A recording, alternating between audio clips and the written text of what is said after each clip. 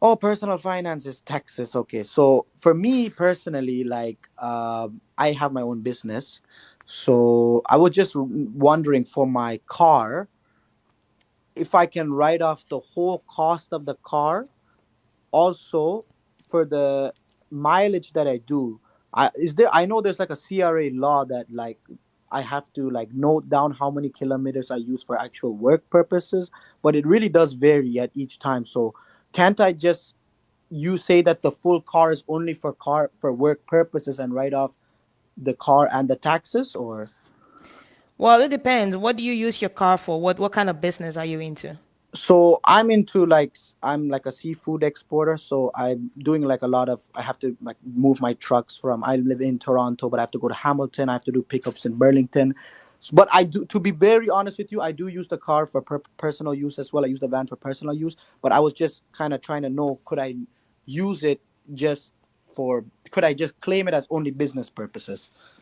No, they're trying to crack down on people actually doing that. So there's going to be quite a few things that we need to look at there in order to determine that. So what they Okay. typically recommend is that you have to track the mileage, right? And Okay. then depending on, let's say in total, I'm just going to give some round numbers. Let's say in total you do 10,000 kilometers on the car in total, Yeah. and 9,000 of those kilometers were actually for business and just 1,000 was for personal.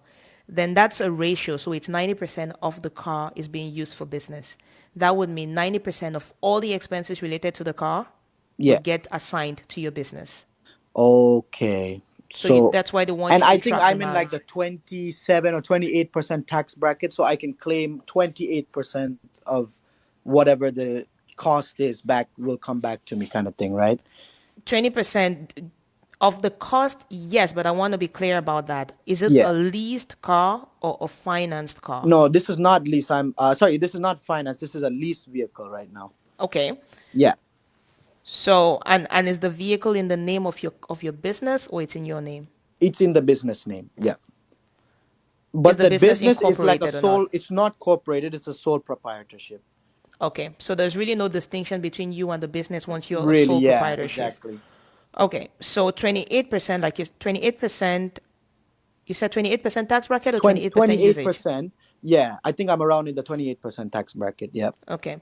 So whatever the usage of the car is, that's what's going to be allocated to your business usage of the car. So if your mileage in total, like I said, is like 100K and Yeah. then 9,000 of that is business, then 90% of the car would be assigned to that. So your gas, your lease, Okay. your repairs and maintenance, your everything related to the car would be assigned to business at that Okay. rate. Except if you expressly track, like if you're able to track to the like very detailedly Yeah. each time you're using the car for business versus each time you're using for personal, and this gas is extremely it's exclusively business and this gas is exclusively personal, which is hard to do, and that's why they just go Yeah. with the percentages depending on your mileage. Okay, okay. And sorry, this is kind of a little bit different, but the same thing. Like I work from home some days, right? Like I would say 2 days a week, I might be doing some work at home, like my bookkeeping and just like my operations type of things at home. So I have an office that I'm using at home. So am I allowed to put my mortgage for the tax as well, or just like is like I have to calculate the square footage of the room, or and then it's something like that, or is it actually like I can put the mortgage, I can write it off for my taxes as well? That's a great question. So the mortgage, no, it is.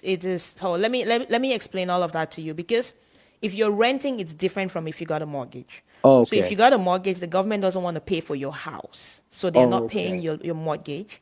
What they're going to consider would be you have to do again the square footage of your home. So let's say Okay. how big is your house? How many rooms?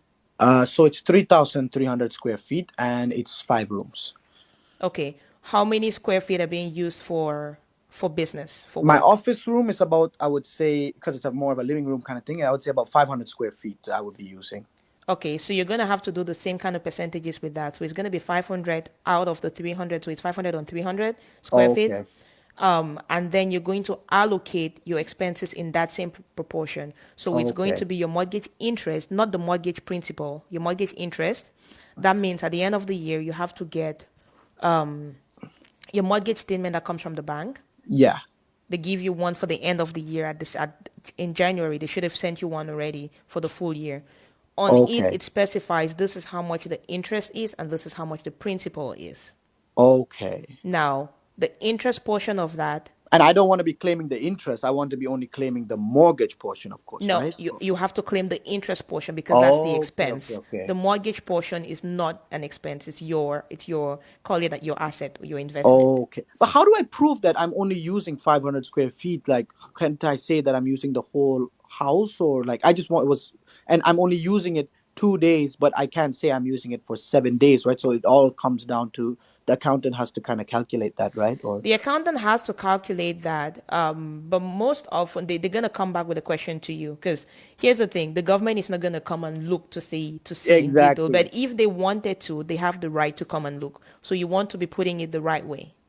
Oh, so they can actually come and like if there was an audit to occur, they could actually come into the house and kind of Yes, see because even though it's a sole proprietorship. yes. Oh, so do you think it's beneficial for me to incorporate myself, or you think it's better that I stay as a sole proprietor? Depends on a lot of factors again. So depends on the income, depends on your personal liability, depends on a lot of things. Do you have an accountant? I do have an accountant, yeah. So I think I might have to discuss with him what you're saying. Yeah. Okay. But it depends on a lot of factors. So the first thing that I want to consider when you think about incorporation is in terms of the liability. So if something were to go wrong with this business, if for whatever reason something happens and somebody gets injured, Yeah.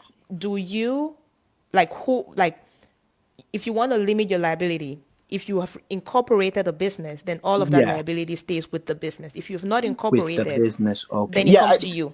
Because that's the thing. Because in my business, I don't own a lot of like asset like machinery or any type of, I don't own those type of assets, more like financial assets. So that's why kept my house and everything. That's why I did it as a sole proprietorship.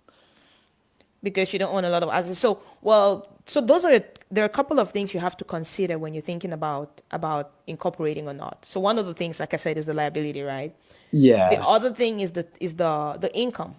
So Okay. I don't know if you're aware of this, but individuals pay the highest income tax rate. Yeah. Yeah. That's true.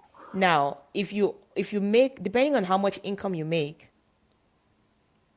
you want to share that? Like, how much income is that? Um. It's okay if you don't want to share. Yeah. Sorry. There's just a little bit too many people just watching. That's Okay, the no only reason. problem. Yeah. So income is something you want to consider in that, Yeah. okay? So if your Okay. income is at a certain level where then it's causing you to pay more taxes, because corporations are going to pay what, like in the like closer to less than 20% tax bracket or around Okay. that. So then if say you're making around $100,000, for example, right? Yeah. $100,000 takes you to like above 30% tax thirty bracket, closer to percent. like the Yeah. 40% tax bracket. Exactly. Now the question is, do you want to pay that? Or would Yeah. you No. No. rather Definitely. incorporate so that the business is paying at a lower tax bracket? And he just got discussed. Cool is asking, is this the same for Uber delivery? Cool, can you get on the call and let me see how best I can help you?